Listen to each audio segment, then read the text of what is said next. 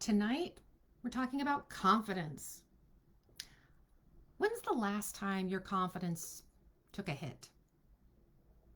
Or maybe the question to ask is when is the last time you felt really confident? That you felt really good and was strutting your stuff out there for the world to see and not worried about other people's judgment about whether things were going your way or not. Confidence is a tricky thing because confidence is one of those things that gets knocked around every day, all the time. We're dirty girls. We talk all the time about how life is messy. And part of life being messy is that life is about the unexpected happening. Life is about accidents, it's about the unexpected, it's about interacting with people.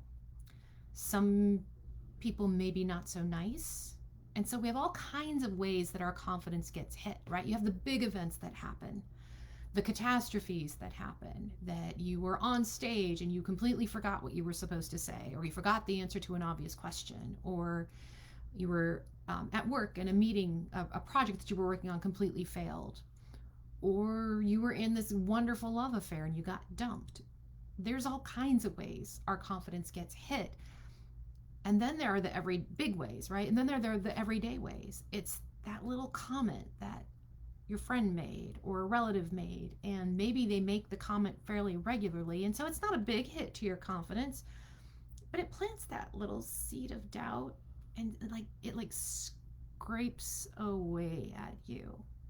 And if it's consistent, if there's somebody in your life who is that passive aggressive or kind of consistently negative voice, it just keeps scraping away at you. It's like erosion.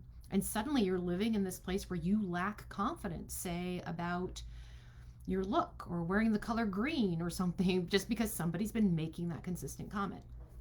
So our confidence is always exposed, which means it's always at risk for getting dinged, a big ding or a little ding. So tonight, I don't want to talk about the 10 million different ways we can shift our energy and feel better and feel more confident. And hey, it's Anne from New York City. Hi there. Yeah, if you're here joining me live and I see you guys there, and drop a comment. Tell me where you're from. Note, and I've said this before on other lives, I don't always see the comments. So if I don't respond to you, I'm not ignoring you. For some reason, the comments don't always come through. But don't stop that. Don't let that stop you from commenting, because I love as much interaction as possible. And it's Sue. Hey, Sue. So what I don't want to talk about tonight in terms of confidence is the typical ways that we shift our energy so that we feel better. And there's a zillion ways that we do that. And if you've been on my other trainings, I do talk about that. I talk about go listen to music or go for a run or go do yoga, whatever you can do to help yourself kind of move into a better place. It's all cool. However, what I want to actually talk about tonight is how do we get to the root of our self-confidence? How do we get to the root of building that muscle that if we keep exercising it, then over time, our ability to bounce back from when our ego gets hit, right? From when we're feeling low in confidence, our ability to recover is that much faster and actually that much stronger. So I want to talk about how we connect with that piece. So for those of you who don't know me, my name is Natalie Hahn. I'm the CEO of Dirty Girls Consulting. I'm thrilled to have you all in our group tonight. And confidence is one of those topics that it comes up consistently. It really does. And again, like I said, it's because it's something that we kind of face every day. And when I think about my own life, I can't think of a single facet of my own life where this hasn't been the case, right? I share in my masterclass a story about how, a true story, mind you, about how twice I went after a promotion, twice in the same company, worked my butt off for a promotion, and twice was denied the promotion. My confidence took a hit. My confidence in my identity as somebody who was a hard worker and smart and working her way up that corporate ladder took a big hit. I spent a lot of time thinking about what am I doing wrong and what's wrong with me. I've had those smaller dings, right? Those smaller hits of, you know, is that what you're wearing? Right? When somebody gives you that slightly passive aggressive, oh, it's interesting what you did with your hair. That makes you start second guessing things like, how do I look? How do I look? Right? And those things erode at you. They really do. It's like the the thing that wasn't a big deal, if it gets repeated enough over time, suddenly it's like, oh, this might be true. Maybe I have terrible hair. Maybe I can never wear the color green no matter what, right? So I can see a few more comments here. So this is good. So hi, before I go on further, hi to Cindy and hi to Julie. I'm trying to keep up with comments. It doesn't always show up in my view. I don't know why. All right, back to confidence. See, Facebook makes me very insecure because I can't see what's going on. I've had total lack of confidence in my personal life. So I've been dumped. I've been ghosted. I've questioned my motherhood skills. And if, for those of you who are mothers know, there's nothing worse than having a lack of faith in your mothering skills, because there's this whole pressure that you are responsible for another human being and you've screwed it up somehow. I had a situation with my youngest son, and when he was in high school, got into quite a bit of trouble. And I had to make some pretty serious and drastic decisions about what to do about that. And was so insecure, not just insecure about it, but was so unconfident about my ability to be a good mother that, one, we got to this position, and two, was I even making the right decision? I was literally in the fetal position for 3 days in a chair in my living room. It was a big chair. But things, big things and small, right? They knock at us, and then we question who we are. And this is why I want to talk about the root of confidence. It isn't that we're good at this skill. It isn't that we have this particular identity.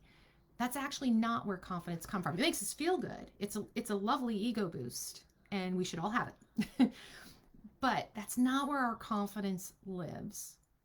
When we think about the definition of confidence, right? Confidence comes from knowing who you are, right? Comfortable, familiar, knowing who you are, and then knowing where's your place in the world. It's that combination, who I am and what's my place in the world. And the who I am part feeds the my place in the world. So you've got to get to the root of the who am I first. Now, one of the challenges of being a woman, and especially of being a mother, is we lose a lot of the who we are part. We identify then as a mother. We identify as somebody who works, like a career woman, right? Whatever your career is, you identify, like for me, my career for 25 years has been marketing, so I identify as a marketer, right? It's these categories. Exactly, Cindy. It's kind of like the buckets where we belong. We tie that to our identity.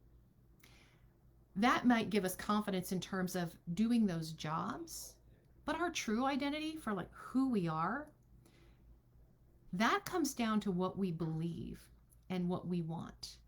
That comes down to what is important to me as a human being and how I show up as a human being.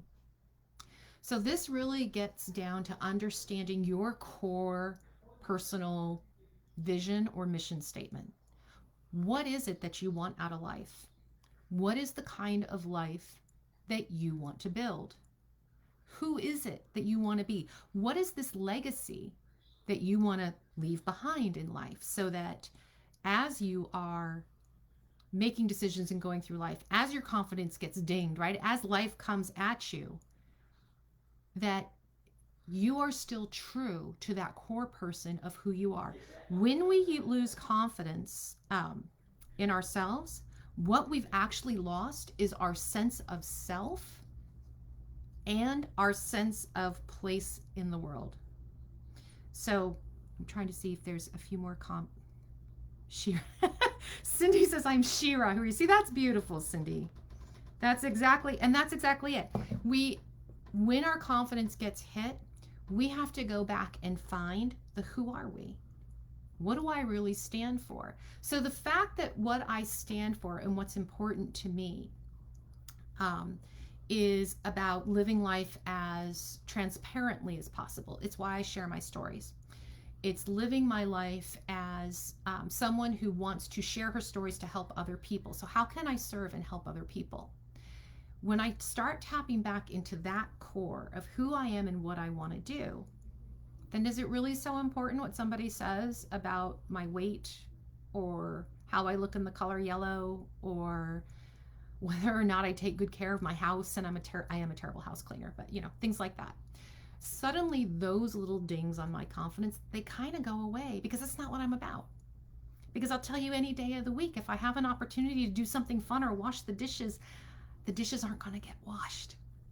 Now that's me. For somebody else, the core of who they are might be the way they take care of their environment and having a clean house. It really gets down to your identity, your values, and what you want out of your life. When we know what that is, when we know what it is we want, the kind of life we want to live and who we want to be, now we can carve out where do I fit in the world? Where is the place that this person, who I am and who I want to be, where do they belong? When we know where they belong, then all these other things that happen that send us sideways, two things happen. The little ones, the little things, the passive aggressive people, the annoying cousin, whoever it is, the obnoxious coworker, the things they say start to roll right off you because they have no place in who you are or where you fit in the world. They're clearly dealing with their own stuff. The big things, the things that send you sideways, right? You get terribly sick, or someone you love gets sick. You lose your job. Your marriage ends. Things, the big things that happen, they do hit your confidence, absolutely.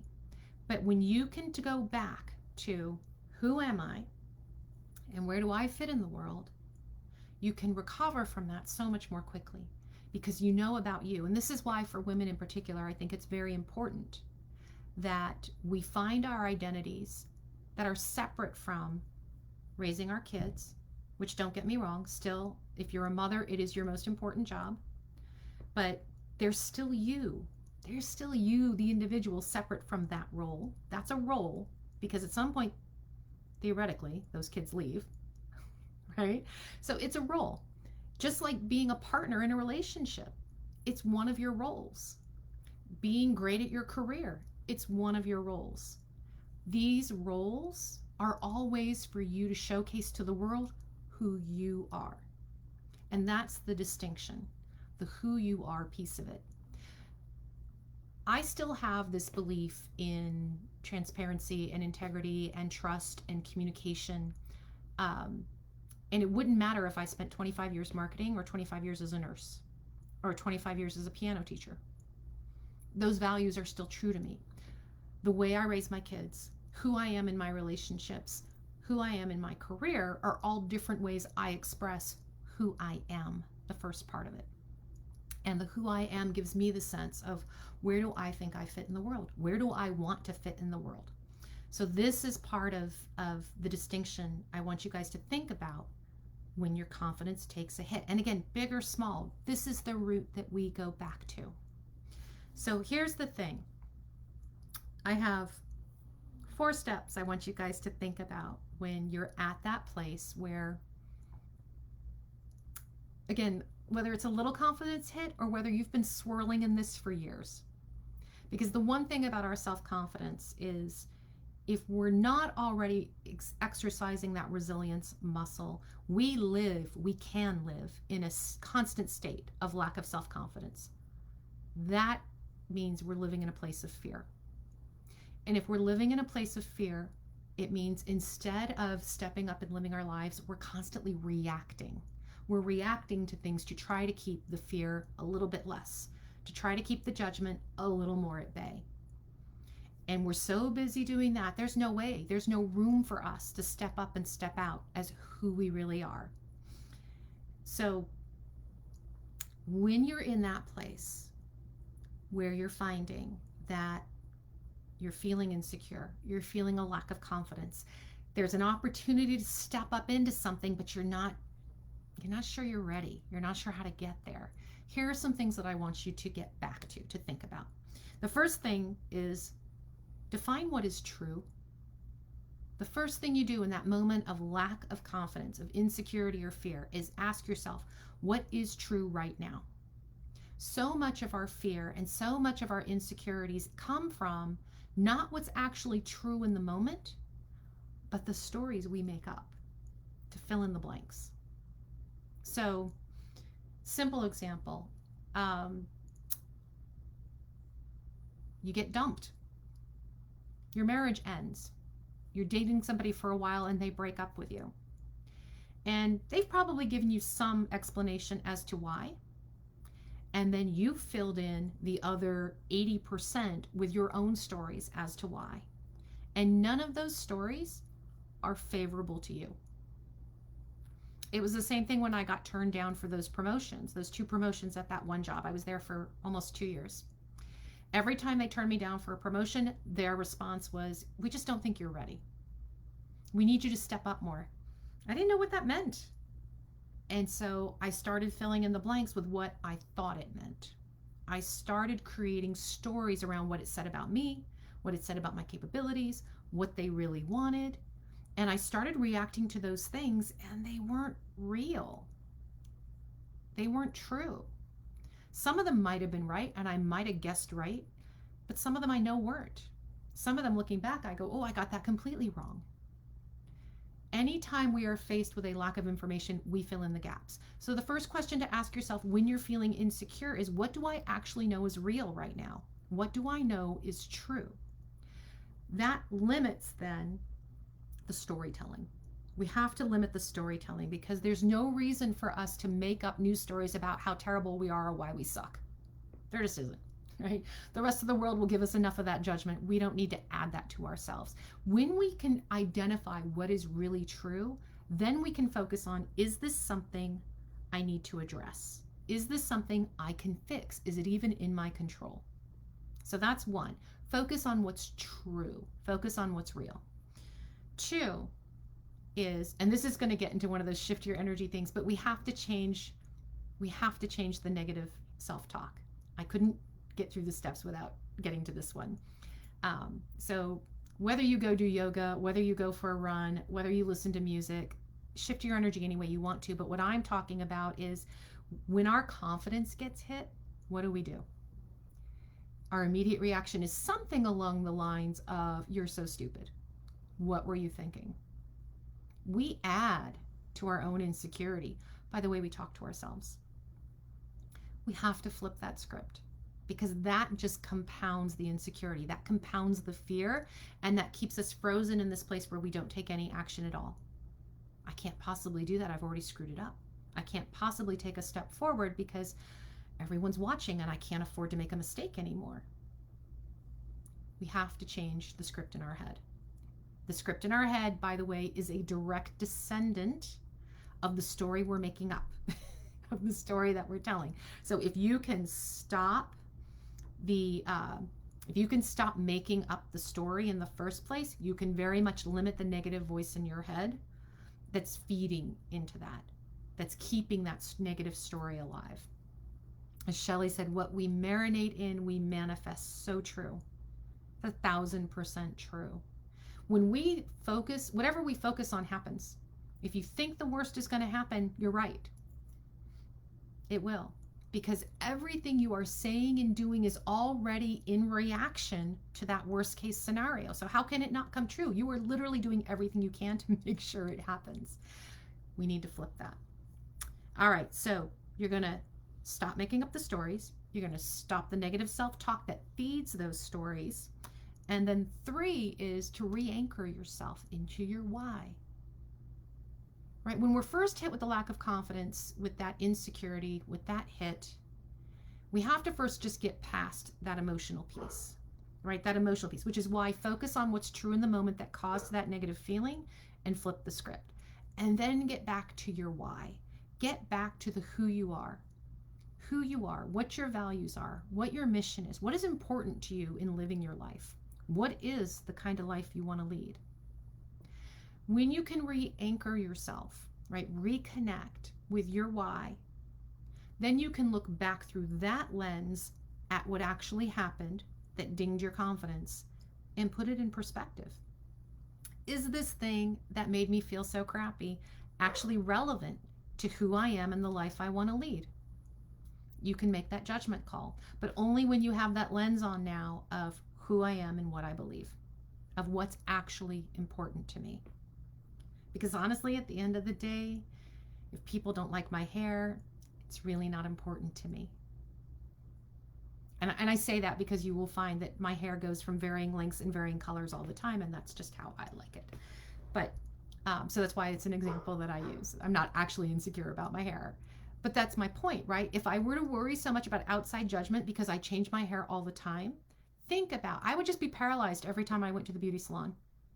I wouldn't know what to do. Give me something safe. Give me something safe that no one can judge or say anything is wrong with. What fun is that? So you got to re-anchor back to your why, right? Back to you, who you are, where you are in the world. And then the fourth step is probably the most important one, but you've got to do the first three to get to the fourth one. You have to do the first three first. And that is, you need a new plan of action. You need to make a plan. Whatever it was that dinged your confidence, little or big, is going to require a new plan. Because if it's a little thing, if it's your coworker who sits next to you who's always making those negative comments, the truth is you don't need that in your life. You don't need that in your day. We don't really sit next to our coworkers so much, but maybe they're IMing you at work or something, right? You don't need that. So your new plan is, okay, one, what she's telling me about how I look in the color yellow isn't true. Two, how I look in the color yellow makes zero difference to who I am and who I want to be. So now, what am I going to do to minimize her ability to feed those comments to me? Maybe I still have to work with this person, so I can't block their IMs, but maybe I say something to them. You know what? Appreciate that your perspective on how I look in the color yellow, but I don't need to hear it anymore. You could be that direct.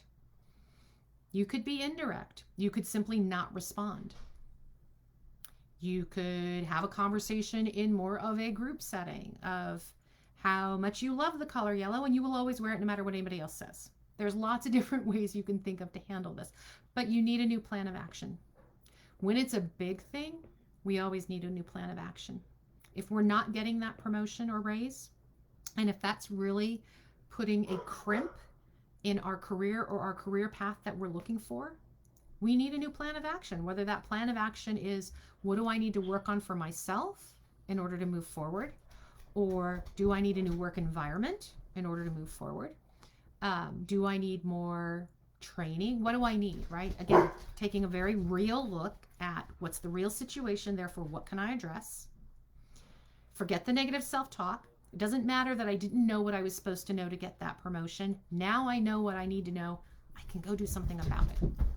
So, live video. Welcome to my dog. All right. So those are your 4 steps. First and foremost, in that negative moment, we have to push through the negative emotion, right? That lack of confidence. So you've got to look at what is true. Ask yourself, what is true and what is real in this moment? And can or can't I do something about this?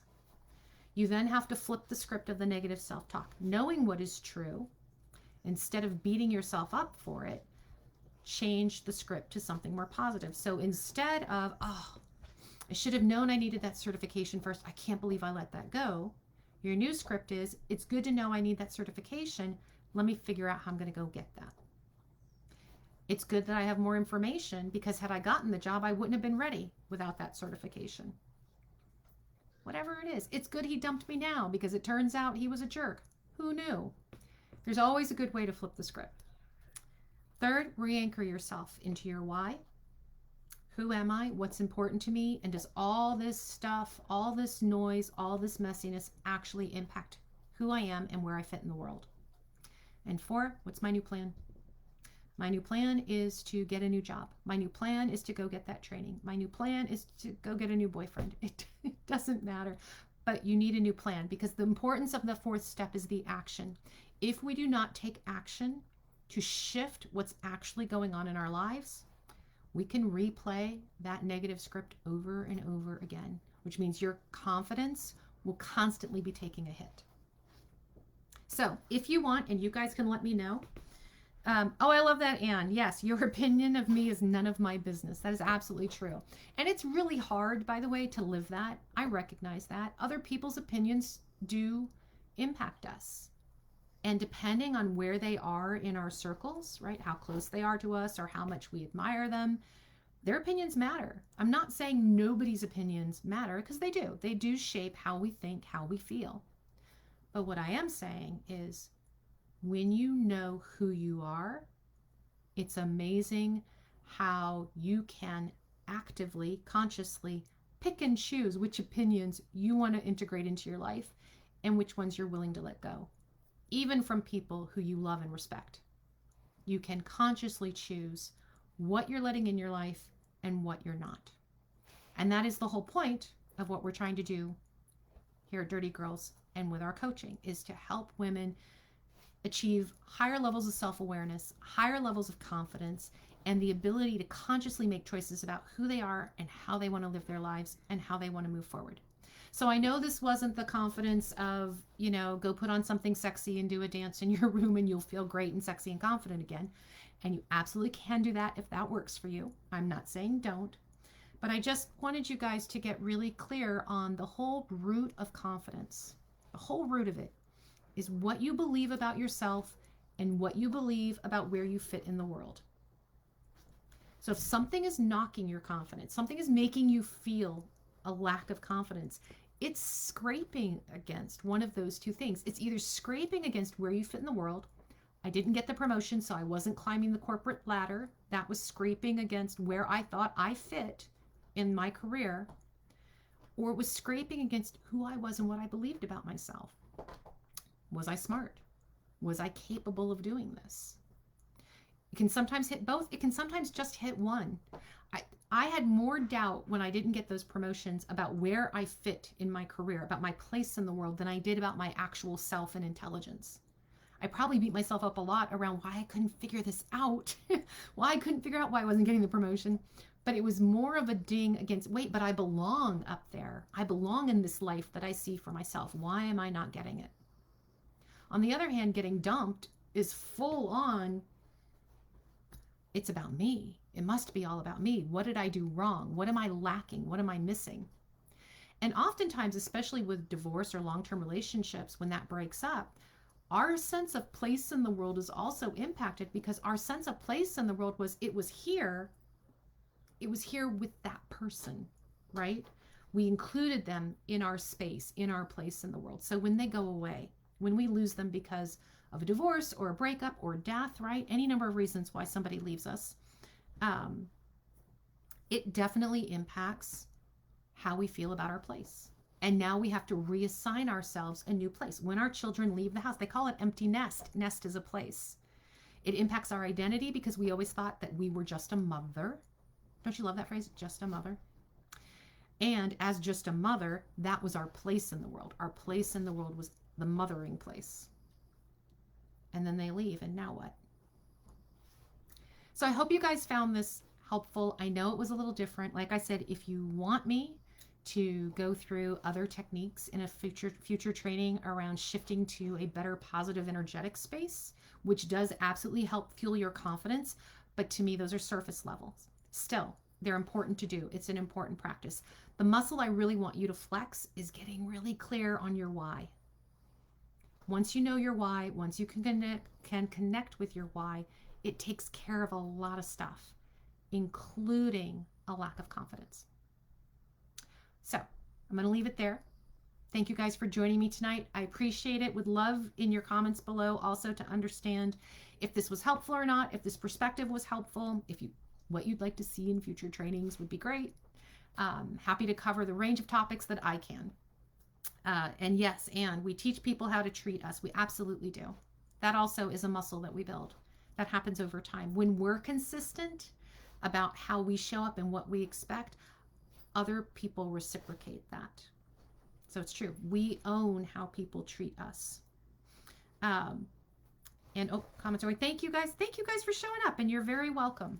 So any other questions or comments, drop them in below. I will definitely take a look tonight and try to answer what I can. Any suggestions for future topics, drop them below as well. And you guys have a fabulous Tuesday.